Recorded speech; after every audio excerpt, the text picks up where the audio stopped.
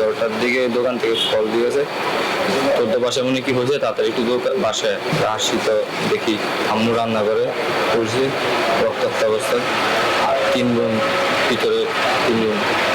লক্ষ্মীপুরের রায়পুরে মা ও 3 মেয়েকে কুপিয়ে হত্যার ঘটনায় থানায় মামলা দায়ের করা হয়েছে। ময়নাতদন্ত শেষে নিহতদের মরদেহ স্বজনদের কাছে হস্তান্তর করেছে প্রশাসন। ঘাতক গণপিটুনিতে নিহত হলেও হত্যাকাণ্ডে অন্য কেউ জড়িত কিনা তা খতিয়ে দেখার দাবি স্বজন এবং এলাকাবাসীর। পুলিশ বলছে ঘটনার তদন্ত চলছে।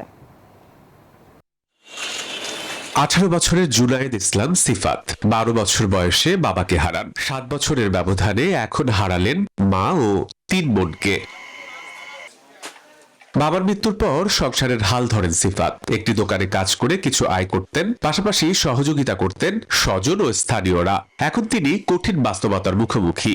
11টার দিকে দোকান থেকে কল দিয়েছে, তোর বাসায় মনে কি হয়েছে, তাড়াতাড়ি একটু বাসায় আসছি। তো দেখি আম্মু রান্না করে করছি রক্তাক্ত অবস্থায়, আর 3 বোন ভিতরে 3 জন। প্রতি সপ্তাহে সর্বোচ্চবার বিকাশ পেমেন্টে 50 জন হবেন পেমেন্ট চ্যাম্পিয়ন। জিতে নিন টিভি সহ আকর্ষণীয় সব প্রাইজ। হে যে লোক ছিল, হে লোকতে কাছে মানা দিছে, হেরে বলে জিজ্ঞাসা পুলিশেরা তুমি কি লাই আইছো? আমি একবার বানা ছিলাম, এখন বানা থাকতাম আইছি।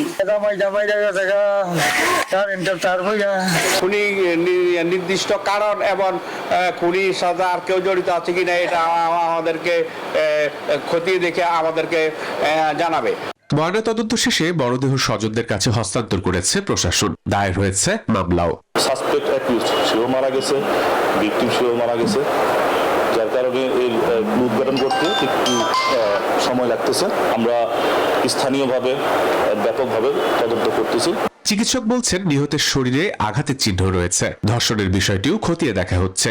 মাথায় আঘাতের চিহ্ন ছিল, তারপর হাতে আঘাতের চিহ্ন ছিল এবং বুকে আঘাতের চিহ্ন ছিল, ধারালো অস্ত্রের আঘাতের চিহ্ন ছিল। আমরা ভেজাল সব কালেকশন করেছি, সেটা আমরা রিপোর্ট পাওয়ার আগ পর্যন্ত কিছু পাওয়া যাচ্ছে না। বৃহস্পতিবার দুপুরে রায়পুরের টিনহাটা সংলগ্ন এলাকায় হত্যাকাণ্ডের ঘটনা ঘটে। এলাকাবাসীর গণপিটুনিতে ঘাতকও প্রাণ হারান। Desk report, news 24।